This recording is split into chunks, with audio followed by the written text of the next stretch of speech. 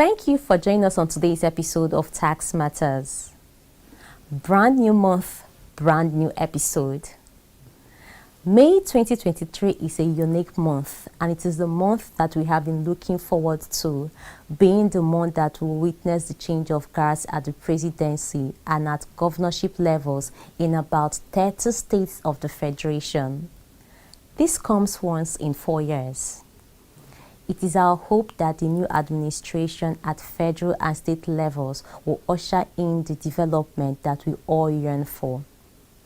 And talking about development, science and technology have for long been the foundation upon which modern societies have been built and are being built. The National Agency for Science and Engineering Infrastructure was established in 1992 by the National Agency for Science and Engineering Infrastructure Act, Cap N3 LFN 2004 as amended. The agency's mandate is to create an enabling, knowledge-driven environment for local mass production of standard parts, goods and services required for the nation's science and technology advancement. One of the ways in which the agency is to be funded is through the collection of a levy of 0.25% of the turnover of commercial companies. What we are doing today is to bring our viewers up to speed with regard to the provisions of the NASENI Act concerning the NASENI levy, consequent upon the recent directive of President Muhammadu Buhari.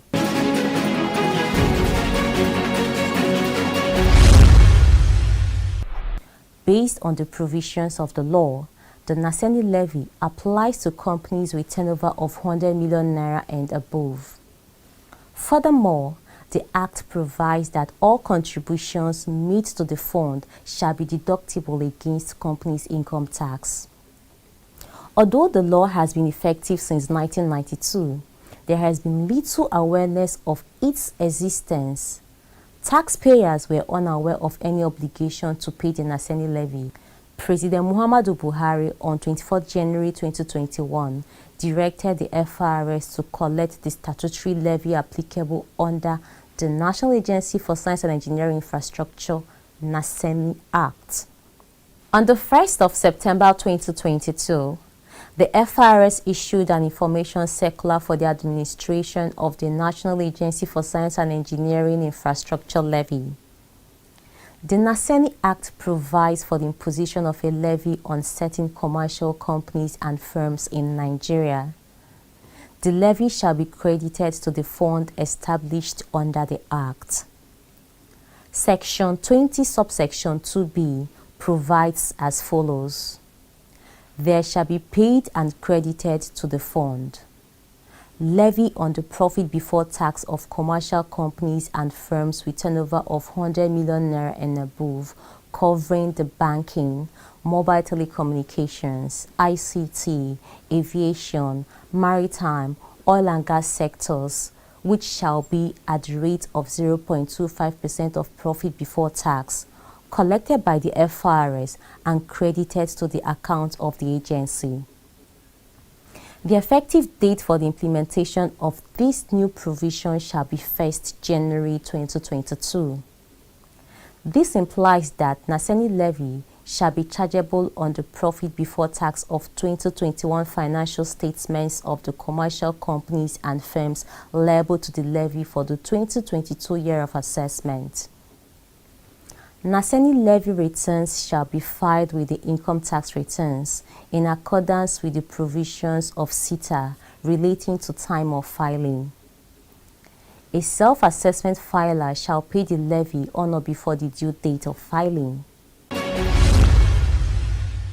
NASENI levy 0.25% of profit before tax of companies with turnover above 100 million naira per annum. Little drops of water make a mighty ocean. All these minor levies come together to provide the resources required by government to make Nigeria better. There are, however, other innovations that have been put in place to provide these much needed resources.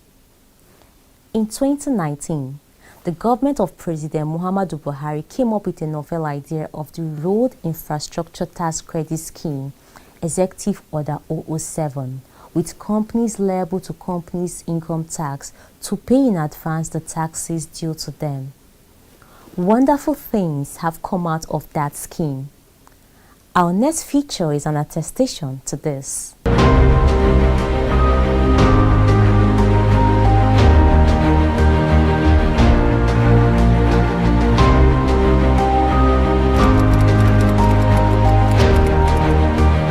Alhaji Lapai tells us that commercial driving is a lucrative trade, but the condition of the road one plies is a great determinant for success. Prior to the ongoing reconstruction work on the Abuja-Mina Road, under the Road Infrastructure Development and Refurbishment Investment Tax Credit Scheme of the federal government, the road was a nightmare for motorists. Honestly, any journey you make, when you go first trip, you have to overhaul your car. Coming back, you have to overhaul your car. Before, the road is very, very bad when you are making us to lose many things, because we are having a lot of accidents, and then our vehicle, everything, tires, auxiliary. When we buy the vehicle, you will not reach like only past 1 year to 2 years, the motor is already spoiled. Because now the road is a bit okay. You don't repair like before.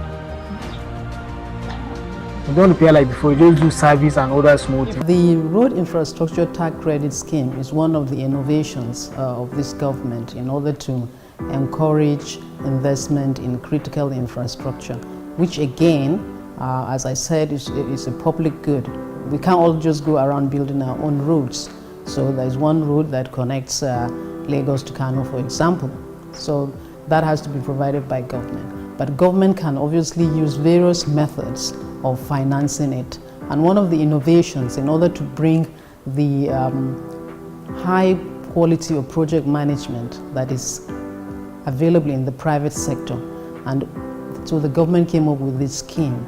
And now, for example, we have the one that NNPC is handling.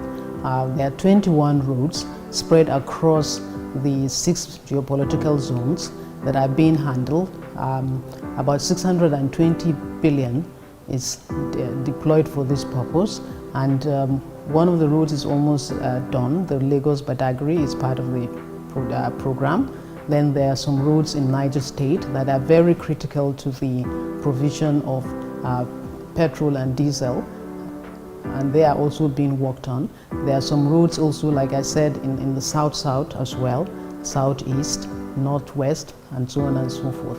So this is a very important scheme. It's leveraging on the capacity of the private sector to be more efficient in project delivery. And it's a success because even the Bonny road that the Nigeria LNG is doing has been on the table for a long time, but it's now being finally done under this scheme. And I'm sure that by the time some of these roads become operational, either by being fixed under this program or even the new roads like the Bonny Road, it is going to improve the competitiveness of Nigeria's economy and in the end reduce our imports. The scheme, which is mostly referred to as Road Infrastructure Tax Credit Scheme, is a PPP intervention that enables federal government of Nigeria to leverage on the financial muscle of the private sector to fix this road. In other words, for purpose of clarity, it's not as if we are going to borrow money from the private sector. It's not as if we are telling the private sector to come and build road. It's not as if federal government says build and operate this road. No, you have future tax liabilities. You know that I'm going to pay 2 naira tomorrow. Why don't you come together? Use 1 naira out of the 2 naira due tomorrow. Fix this road. Get tax credit from FIRS so that when your taxes are due, you don't necessarily to pay again. You have something to tender, legal tender instrument to provide to anybody that the tax that was due to me, I have used it to fix this road. So in the course of your income tax return to FIRS, this credit is given to you. Asking private sector operators and companies that are liable to paying income tax to the federal government to spend that tax in advance. So your tax for next year or 3 years time, bring it forward and invest it in infrastructure. That's really what the tax credit scheme is about. Before, if you are going to Abuja, when it was very bad, if you go in the morning, you come back in the evening. But as it is now, you can go Abuja and come back and still go and come back like 2 times in a day. My advice to people, this kind of development they are seeing in my local area between me and Silesia now, the way they are doing road, some places they do it 2 times and they are still facing on it, they are still doing it.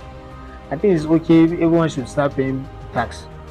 So that when they don't work, you can say, my money, why they pay, why they put up. I think my advice for people, they should start paying, honestly.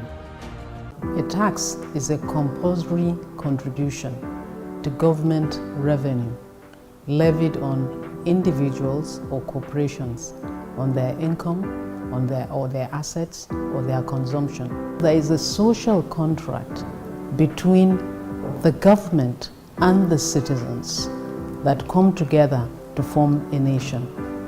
So this social contract requires that the citizens pay for running the government, and the government then provides certain services that only the government can provide. And in some cases, it also provides services that others can provide, but the government has decided that they are too important to be left to the market. We are beginning to see how government is expressing itself and using the revenues that are coming in judiciously. We are beginning to see a well-funded military. We are beginning to see more infrastructure being built, unlike in the past where promises were made and not delivered. Like the second Niger Bridge, we'll be hearing of it from 1999. But now we can see it, we can touch it, we can feel it. And it's only made possible because of the taxes that we have paid. So if we continue to pay our tax and pay regularly, we can only have more and the nation can be better off.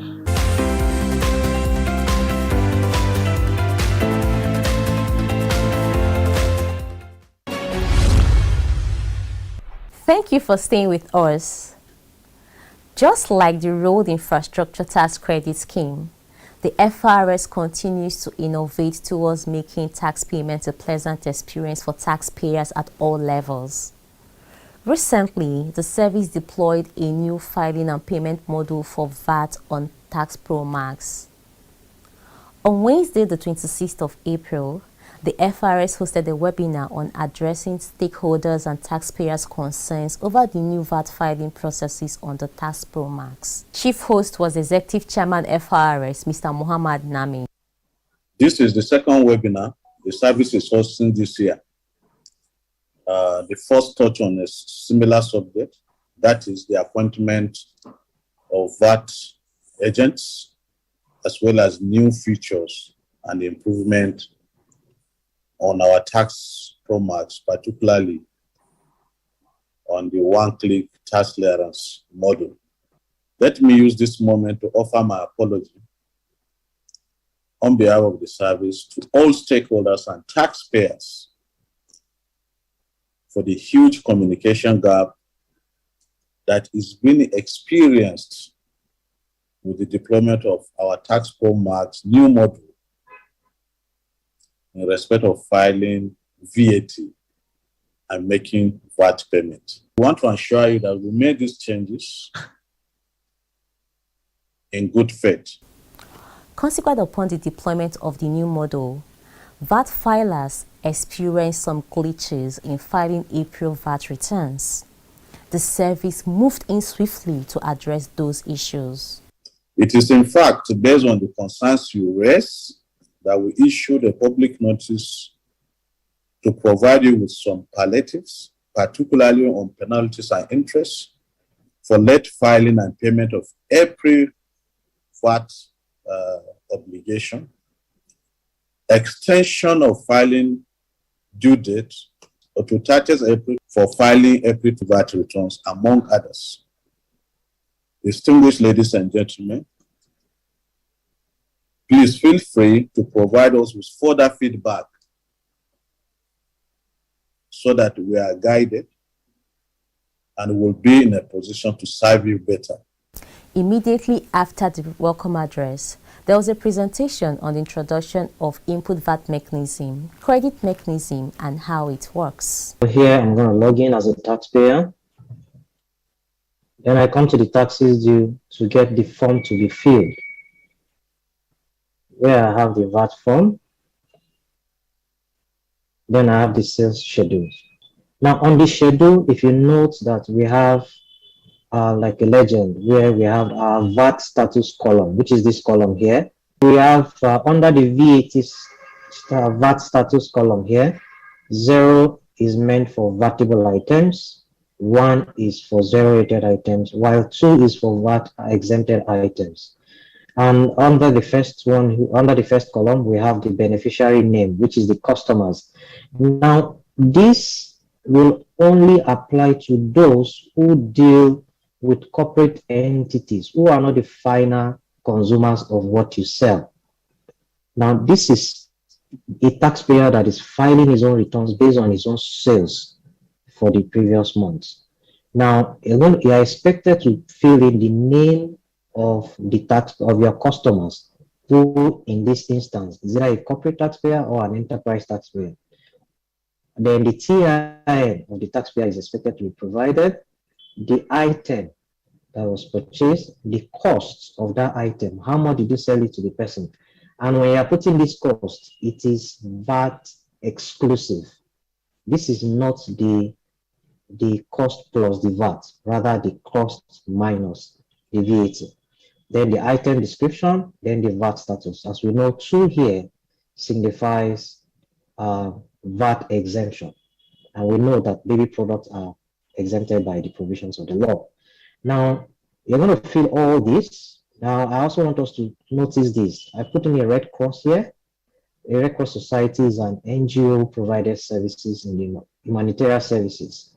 And when the law provides that when you sell for those in that categories of taxpayers, it is charged as 0. That's why you have it as 0, as 1. Then every other item here, they are all VATable items. And that is why the code here is 0. Now let's notice this last one. Now this is for your customers who are final consumers, who are not in any way going to claim any inputs on what they have purchased from you. So for example, if I'm a hotelier and I do not do transactions with any people coming to my hotel to lodge, which means at the end that those are final consumers. At that point, I am not entering in any details of the individuals that come into my hotel. Rather, I have them as my customers. The TIN is going to be 0. I have it as my sales. The cost of the services or the goods that I've sold to them, then goods sold or services provided, then since it is VATable, you put it as 0. Now, having done that, then you come onto the system and select that template which you have filled and upload it onto the system. I will say the system is going to do validation of all the records that you have imputed. So having done that, you click on upload. I'm a very busy man. My business involves a lot of traveling and I interface with lots and lots of people and organizations. Tax compliance used to be a big drag on my business. It was time consuming and very costly. But now, no more. Introducing the FIRS Tax Pro Max, the truly fully end-to-end tax administration solution for companies' income tax, value-added tax, petroleum profits tax, and all other tax types. For fast, efficient, and convenient end-to-end tax experience, log on to www.taxpromax.firs.gov.ng. Tax Promax has turned things around for me. It is fast, user-friendly, and cost-effective. FIRS, making tax administration as easy as ABC. We are coasting home. Next week is the annual tax conference and it is holding in Abuja FCT. It is the 25th in the series. To shed light on what to expect, we have with us in the studio the president of the CITN himself, Mr. Adeshina Adedayo. Mr. Adedayo is here with Mr. Adeshina Fatai, a member of the Annual Task Conference Planning Committee. Gentlemen, you're welcome to Tax Matters. Thank you for having us. Thank you. It's a pleasure. You're welcome. To what do we owe this visit? Actually, the visit is to sensitize both our members and the public on what we are about to do. We are gathering as one of the largest body of tax practitioners for us to be able to see how do we come together in terms of conference. And that's why we want to sensitize them by telling them this is what is happening and is happening very soon in the city of Abuja. Now, we know it is customary to have a theme for the annual task conference. What is the theme of this year's annual task conference? The theme is Nigeria of the Future, Achieving Sustainable Development Through Taxation. Now, let me come back to the president. Could you tell us what informed the choice of this theme? When we look at the Nigeria of today, we're able to at least visualize the Nigeria of the future. How do we change the narrative? How do we have a situation where, as much as possible, we are able to talk about revenue coming through taxation, leading to the sustainable development of that? And by having the Nigeria of the future, we love to see. So that is why we make the theme Nigeria of the Future, Achieving Sustainable Development Using Taxation. Now, what are we expecting? Who are the speakers? Yes, apart from the fact that we are looking at the sustainable development through taxation, we are aware you do not operate in vacuum and we cannot be an isolated nation. We are actually having a development partner also with us here, UNDP, and they are going to send a representative, the country representative, to talk to us. The ACCA country representative is equally coming for purpose of giving a flavor to it. It's about building bridges. We have an area of speakers, people from leading accounting firms like KPMG, like Deloitte and Touche, like even, we are talking about even a chairman of revenue service also being there. All these are people, they are going to get the benefit of their knowledge and impact. It is a place to be, I can assure you. We can see it is fully loaded. Now to Mr. Fatai, is this conference open to everybody? It is virtually open to everybody, for CITM members, for non-members. It's even open to student members. It's open to members of other professional bodies. It's open to foreigners. It's just open to virtually anyone who is interested in the economy and in the finance system of this country. They are welcome. So if one wants to attend, what is required of he or she? Well, we have on our flyers that you have displayed here, and we have links that we have published where people can log on to and register online and then make a payment. The payments are varied for members, for non-members. We have for members 130,000, for non-members 135,000, for student members. Then for old aged members, it's just half of what members will pay. And for foreign members, they will pay $500. So if they are watching virtually, they pay $250. So it's just graduated like that across board. So everybody has something to pick, from the schedule. Now, Mr. President, apart from the intellectual fees, the talk, what else can we look forward to?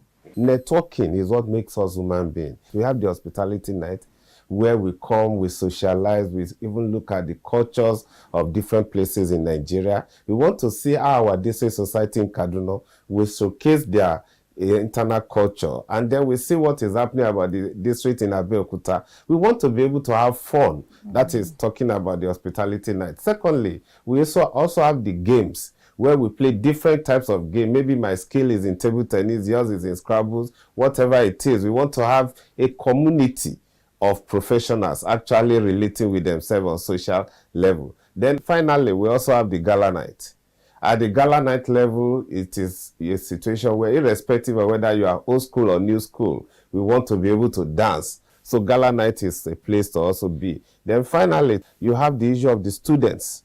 We also want to connect. We are talking about Nigeria of the future. We want to be able to connect with what is happening with the youth of today as far as taxation is concerned. Actually, if I have to be sincere with you, the tax conference of this year is a place to be. It's just a place to be. Now, finally, Mr. Fatai, please share with our viewers the venue and the date of this 25th annual tax conference. The conference will be taking place at the Chida Event Center, Plot 224, Solomon Lawi, Utako District, Abuja.